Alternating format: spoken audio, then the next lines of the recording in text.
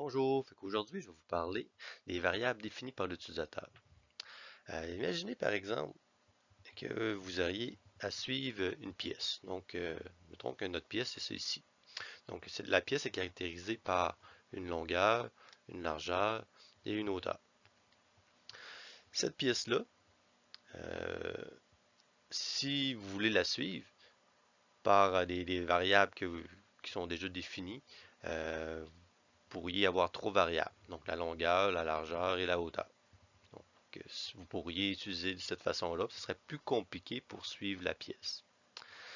Les variables définies par l'utilisateur, on pourra avoir un type de variable qui correspond lui-même euh, à l'intérieur, la longueur, la largeur et la hauteur. Puis on pourrait en ajouter, par exemple, la couleur ou n'importe quelle autre caractéristique de l'objet pourrait être suivie à l'intérieur de ce type de variable-là, mais qu'on doit les définir. Donc, le type de variable, c'est un exemple d'utilisation. C'est très pratique, puis ça nous facilite la tâche énormément. Donc, dans les prochaines vidéos, c'est ce que je vais vous montrer, comment définir des variables définies par l'utilisateur.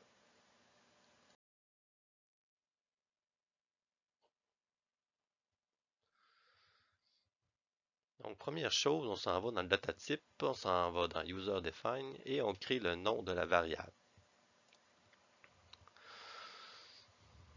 Donc, on lui donne le nom qu'on souhaite. Par la suite, on peut lui créer une description. Et dans le nom des variables, mais ici, on va inscrire les noms des termes de la variable, la longueur, un data type qu'on va appeler le réel. Au niveau la largeur, la même chose, et la hauteur également la même chose.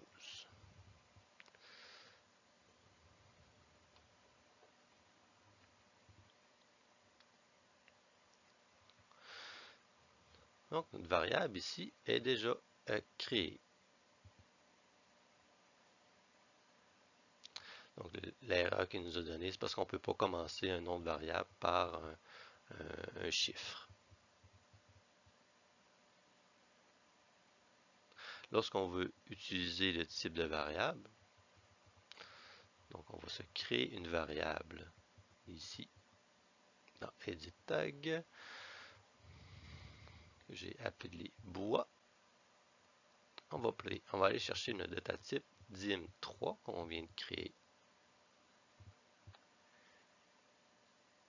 Lorsqu'on regarde, on voit le bois, la longueur, la largeur et la hauteur. Donc c'est un exemple de type de variable. On pourrait également créer des tableaux. Le tableau, c'est valide pour tous les types de variables. Okay. Je vais le créer ici pour le type bois. Je vais créer un tableau à une dimension seulement. Euh, donc un tableau de 10 ici que je crée. Puis lorsque je clique sur le petit plus, je vois le premier tableau. Et ainsi de suite. Donc c'est les variables définies par l'utilisateur, c'est vraiment quelque chose qui est très intéressant. Euh, puis qui a avantage souvent à être utilisé. Ça facilite beaucoup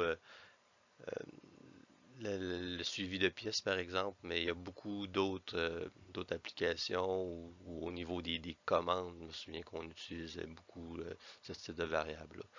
Euh, donc, c'est quelque chose à penser qu'on peut utiliser, puis qu'on a souvent avantage à le faire.